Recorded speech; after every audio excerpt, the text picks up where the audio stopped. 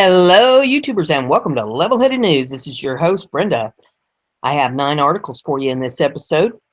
All the URLs are in the description of the video for your convenience. First one I have here is off of Conservative Tribune, and it says, McMaster says Trump vows to take action against North Korean threats. Appearance on ABC News this week on Sunday, National Security Advisor Lieutenant General H.R. McMaster said that while the Trump administration wasn't going to say how they planned to deal with Kim Jong-un's regime, he promised the president was prepared to act in the best interest of the American people if needed. McMaster's comments came one day after a failed missile test by North Korea on the Day of the Sun celebration, CNN reported. This missile test, a pattern of provocative and destabilizing and threatening behavior on the part of the North Korean regime, McMaster told host Martha Raddatz. And I think there's an intentional consensus now, including the Chinese and China leadership, that this is a situation that just can't continue, he added. And the president has made clear that he will not accept the United States and its allies and partners in the region being under threat from this hostile regime. McMaster said that we're working together with our allies and partners with the Chinese leadership to develop a range of options. And the president has asked the National Security Council to integrate the efforts of the Department of Defense, state, intelligence agencies, so we can provide options and have them ready for him. Destabilization behavior continues. And if the North Korea regime refuses to denuclearize, accepted objective of both the United States and Chinese leadership, as well as our allies in the region. Military launch failed, McMaster said. The military parades that took place on the Day of the Sun, which said of North Korean founder Kim Il-sung, were still a major provocation on the part of Koreans. The National Security Advisor also said that even if some of the weapons on display at the parade were fake, something which, according to the UK Daily Mail, many experts believed, the parade is to sort of demonstrate military prowess in a threatening way. He also noted that the Trump administration was not going to plan to deal with Kim's regime. The president has made very clear that he is not in the business of announcing in advance exactly what he's going to do in any particular situation, McMaster said. And I think what you saw last week with the president's decisive response to the Assad regime, the National Security Team is capable of rapidly responding to those sorts of crises or incidents and events and providing the president with options. And our president is clearly comfortable making tough decisions. They may have to make tough decisions and respond sooner rather than later. McMaster noted during his appearance that the missile test fizzled, and that's why the Trump administration chose to just downplay it. However, the New York Times reported that activity at a North Korean nuclear test site means they may be about to test another atomic weapon, called to downplay. The next article is off BizPac Review. Stares down North Korean troops. Vice President Mike Pence made an unannounced visit to the DMZ demilitarized zone on Monday, where he stared down North Korean troops who were stationed several yards away. Pence is on a 10-day 4-nation tour of Asia, where he's meeting with longtime U.S. allies, South Korea and Japan. Pence's trip will also include stops in Indonesia, Australia, and a visit with U.S. troops in Hawaii. The vice president reassured South Korea that the United States has its back in the face of a mounting threat from North Korean dictator Kim Jong-un. Pence has also issued a warning to Kim, the United States, whose patience has run thin. Just in the past 2 weeks, the world witnessed the strength and resolve of our new president and actions taken in Syria and Afghanistan, Pence said at a press conference. North Korea would do well not to test his resolve or strength of the armed forces of the United States in this region. The president said he hopes the tensions with North Korea can be resolved peacefully, but understood that President Trump will not tolerate any more shenanigans from the saber-rattling Kim Jong-un. We're going to abandon the failed policy of strategic patience, Pence said, but we're going to redouble our efforts to bring diplomatic and economic pressure to bear on North Korea. Our hope is that we can resolve this issue peacefully. Bash reported on the powerful face-to-face encounter, noting that Pence probably went a little further than his security wanted him to go. Pence's warning to North Korea comes just days after ex-official former President Obama admitted that Obama's wimpiness against foreign adversaries left more of a dangerous world. Obama left a more dangerous world, Barry Pavel told Fox News. Pavel was senior director on the National Security Council from 2008 to 2010. America's enemies knew that Obama had the capability, but not the will, to retaliate against aggressive actions, so they did whatever they felt like without fear of repercussion from the United States, the only superpower in the world. Signaled that he will not hesitate to take military action against enemies of the United States, as evidenced by his bombing of a Syrian airfield and an ISIS cave in Afghanistan last week. Meanwhile, Twitter gave Pence kudos for his stern demeanor in North Korea.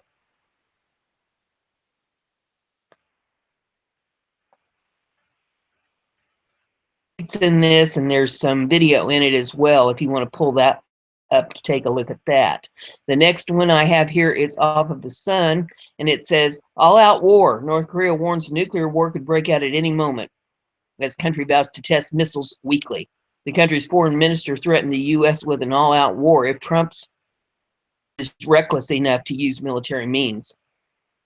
North Korea has warned nuclear war could break out at any moment as the country vowed to test missiles weekly. The country's foreign minister threatened the U.S. with all-out war if Trump is reckless enough to use military means in a terrifying show of force from the hermit state.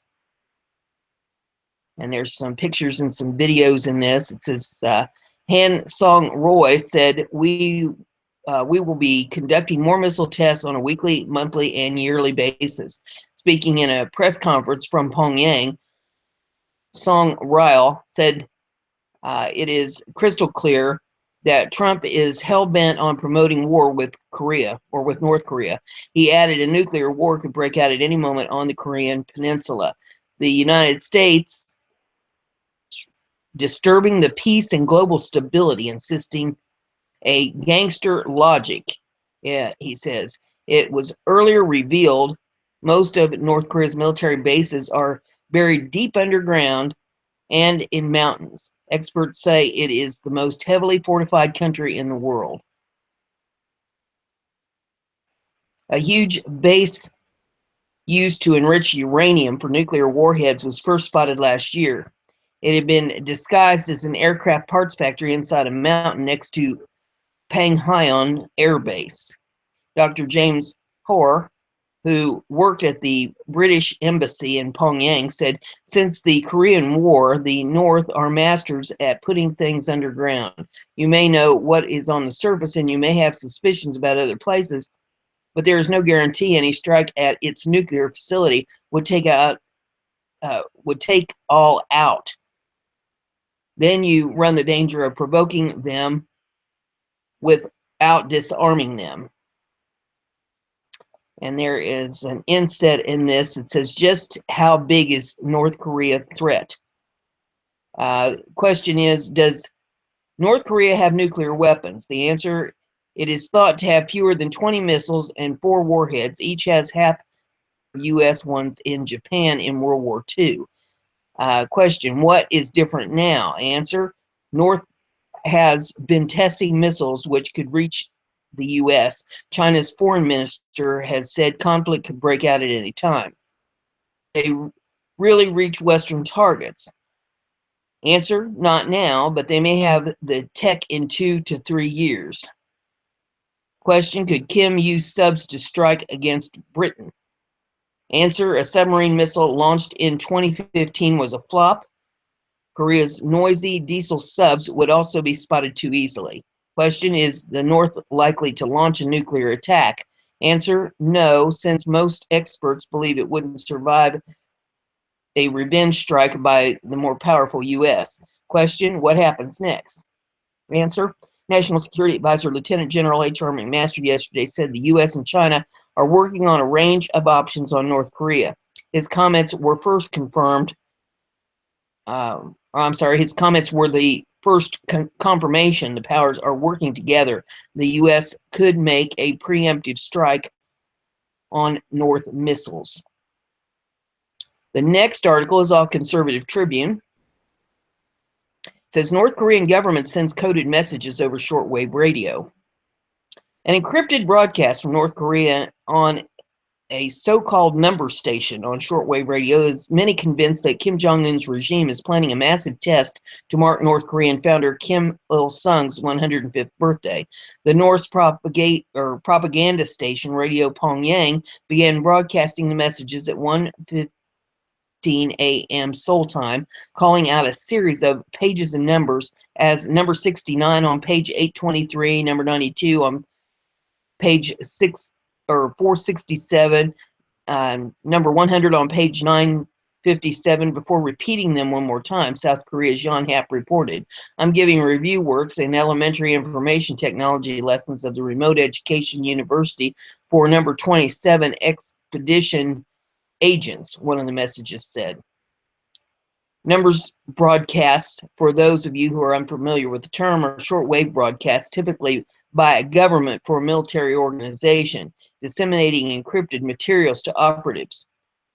A sample of one of these eerie broadcasts famously provided the title for the album Yankee Hotel Foxtrot by the band Wilco.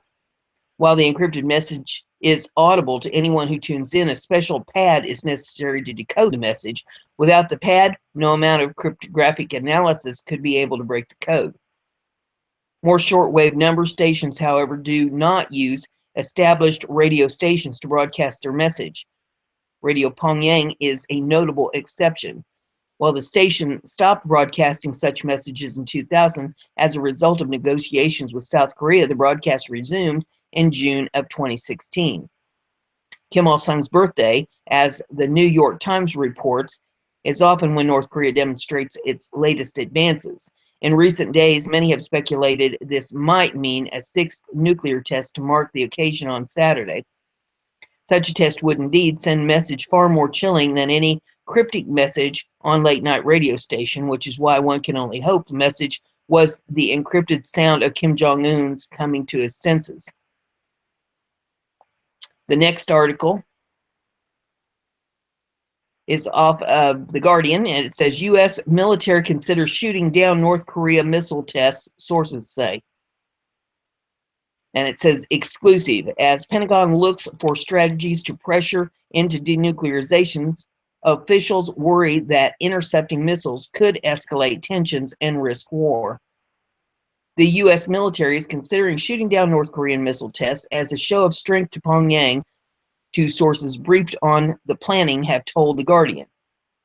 Amid heightened tensions over North Korea's nuclear weapons and ballistic missile programs, the Pentagon is looking for ways short of war to pressure the country into denuclearization, particularly if Pyongyang goes forward with a sixth nuclear test.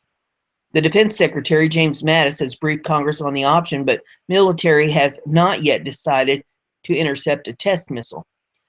One U.S. official said the prospective shoot-down strategy would be aimed at occurring after a nuclear test, with the objective being to signal Pyongyang that the U.S. can impose military consequences for a step Donald Trump has determined as unacceptable. On a visit to South Korea this week,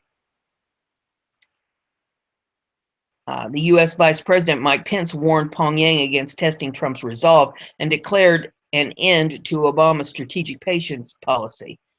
But North Korea Deputy Foreign Minister Han Song-royal told the BBC that Pyongyang would continue to test missiles on a weekly, monthly, and yearly basis.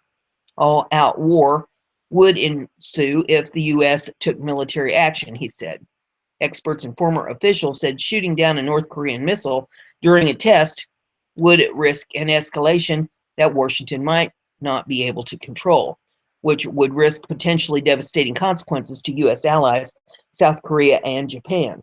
I would see such an action as escalatory, but I couldn't guess how Kim Jong-un would interpret it, said Abraham Denmark, the senior Pentagon policy official for Asia in Barack Obama's administration.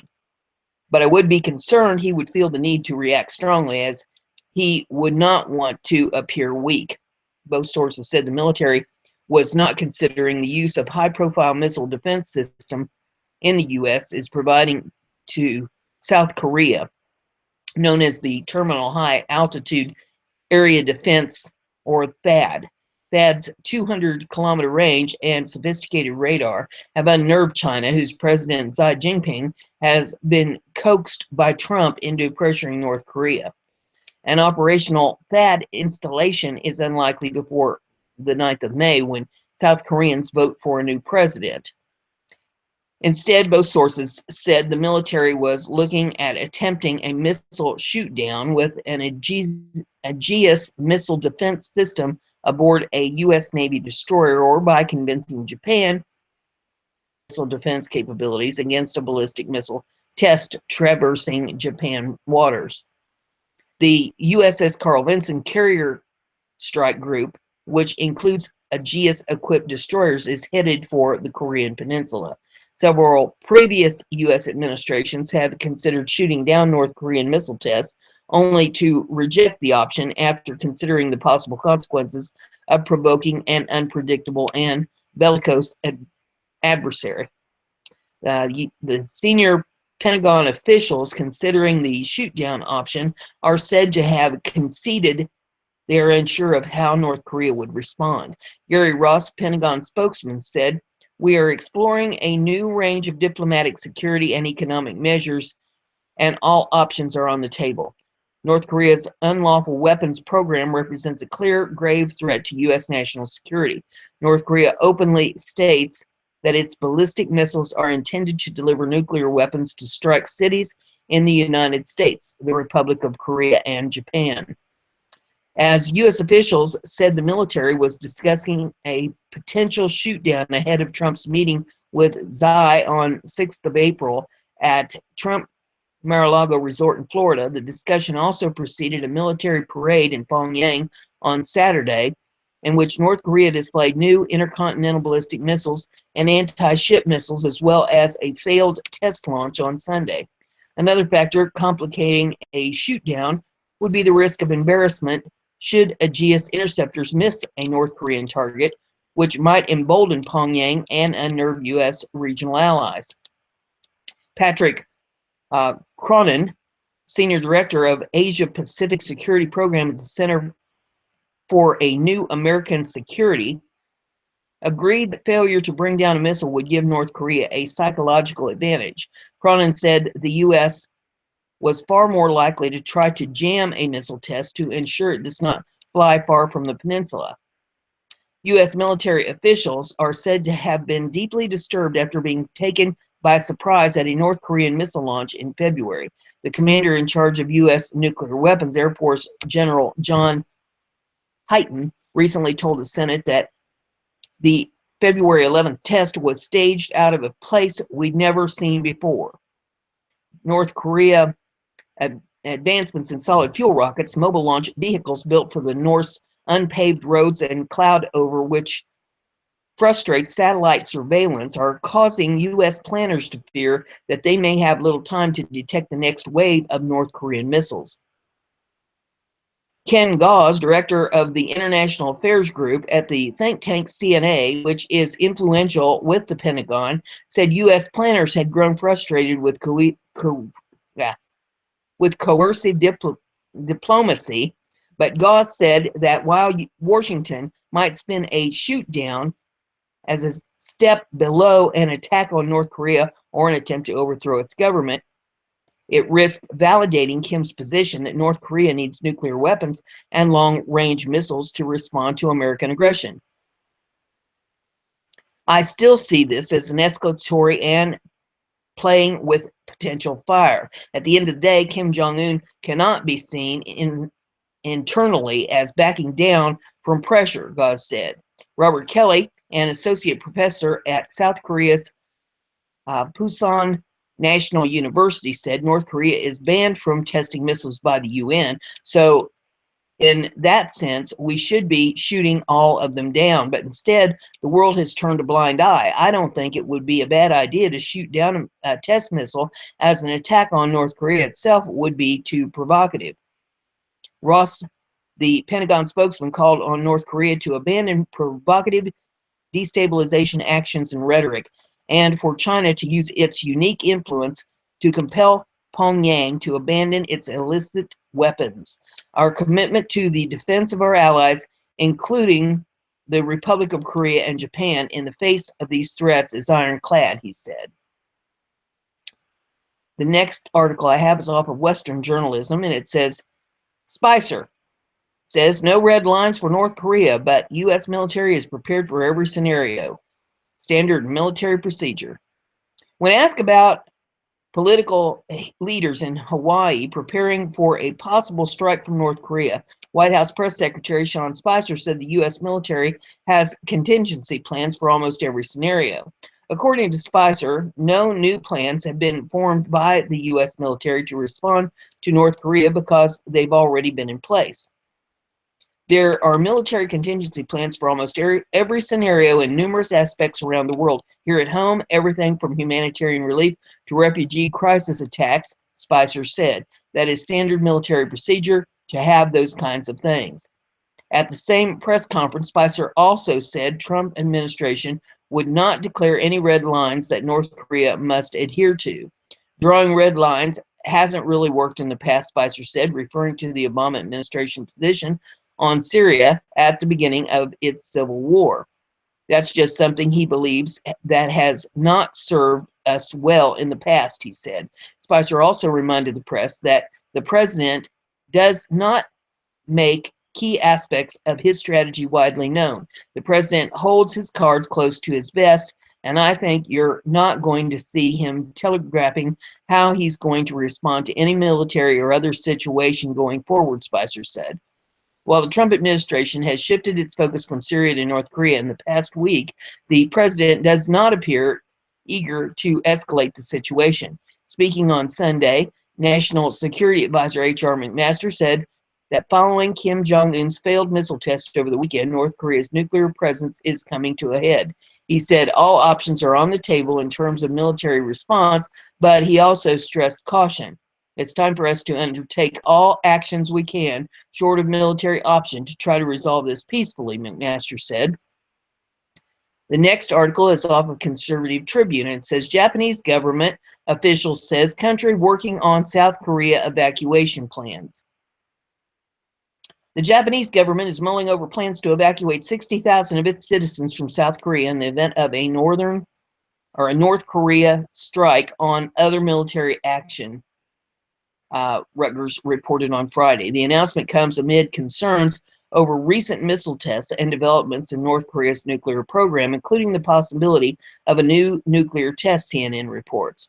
A Japanese official familiar with the discussions told Rutgers that if South Korea agreed, the evacuation would involve military planes and ships as well as commercial airliners and ships. In a Thursday meeting, Japan's National Security Council also said that the island nation would have to deal with North Korean refugees in the event that Kim regime collapses, including some that might be spies.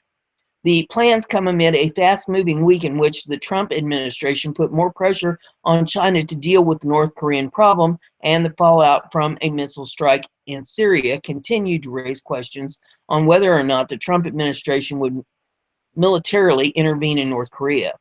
At present, we are in close contact with the United States and South Korea, and in addition to urging the North to refrain from provocative actions and observe relevant UN Security Council resolutions, we will take all necessary steps to protect our people's lives and assets, Japanese Chief Cabinet Secretary Yoshihide Suga said in a news conference Friday, Rutgers reported. Rutgers also noted that the contingency plans have been in the works since February, after Japanese Prime Minister Shinzo Abe met with President Trump. It's yet another sign of just how dangerous North Korea is. It's time to deal with Kim regime once and for all. The fact that we have to go through this every couple years when whichever one of the bloated whiskey-racked descendants of Kim Il-sung is in charge decides he wants attention is bad enough. The time for appeasement is over. The next article is off of FoxNews.com, and it says Russian bombers fly near Alaska. Air Force scrambles jets. A pair of Russian nuclear-capable bombers flew near Alaska Monday night, 2 U.S. officials told Fox News, coming as close as 100 miles from Kodiak Island. The first time since President Trump took office that Moscow has sent bombers so close to the U.S. 2 Russian Tu-95 Bear bombers flew roughly 280 miles southwest of Elmendorf Air Force Base within the Air Defense Identification Zone of the United States. The U.S. Air Force scrambled 2 F-22 stealth fighter jets and an E-3 airborne early warning plane to intercept the Russian bombers. The American jets flew alongside the Russian bombers for 12 minutes before the Russian bombers reversed course and headed back to their base in eastern Russia. Last week in Moscow, Secretary of State Rex Tillerson said U.S.-Russian relations were at a low point while sitting next to Russian Foreign Minister Sergei Lavrov. While Tillerson was in Moscow, 3 Russian bombers flew near the east coast of Japan, forcing the Japanese military to scramble 14 fighter jets at various times to intercept the bombers. A Russian spy plane also flew along Japan's west coast. The last time Russian bombers flew near the U.S. was July the 4th of 2015, when a pair of Russian bombers flew off the coast of Alaska and California, coming as close as 40 miles to Mendocino, California. Russian President Vladimir Putin called then-President Barack Obama to wish him a happy Independence Day while the bombers cruised the California coastline. The next article that I have is off of The Sun, and it says, the new Cold War inside Russia's top-secret Arctic base, which Vladimir Putin has filled with nuclear-armed warplanes and reindeer-riding special forces. Experts reckon the area could be that's what it says. It could be cover more than 23 trillion, and I'm guessing that's euros, worth of oil and gas. I don't know what all those little signs mean in foreign currency. It says Vladimir Putin has his eyes set on starting a new Cold War by opening top secret military base in the Arctic. Giant complex on the northern ice cap is believed to be fully armed with missile systems and nuclear-ready fighter jets. And there's pictures. It says Russia has unveiled its brand new military base in the Arctic. And Russian economists reckon it could hold the key to the Kremlin, unearthing almost 24 trillion euros of oil and gas buried deep beneath the snow, the Times reports. Moscow yesterday released first pictures of the giant Arctic trifoil complex on the Arctic island of Alexandria Land, where temperatures can drop to 50 below centigrade. More than 150 troops will be based at the clover-shaped compound, which is decked out in red, white, and blue of the Russian flag. And more worrying, Moscow Defense Minister Sergei Shoigu confirmed nuke-ready Su-34 fighter jets will be deployed at a nearby air base. Those inhabiting the base will have to contend with the threat of killer temperatures and ravenous polar bears that live nearby. More troops are on their way too. Putin has ordered elite special forces troops to train up for Arctic warfare using reindeer sleds for transport in the freezing conditions. And they're talking real reindeer too. They got pictures of the reindeer sleds in this, with being pulled by reindeer. Russia unveiled 5-story complex yesterday. The move comes shortly after the U.S. expressed its concern over Russia's building up of its military near the North Pole. Washington Defense Secretary James Mattis said Russia is taking aggressive steps to increase its presence there. And that's all I have for you in this episode. More episodes to follow. If you like what I'm doing here, give it a thumbs up, share it on your social media so everybody gets to hear the news, and don't forget to subscribe, and that way you'll stay informed. I'll see you on the next one.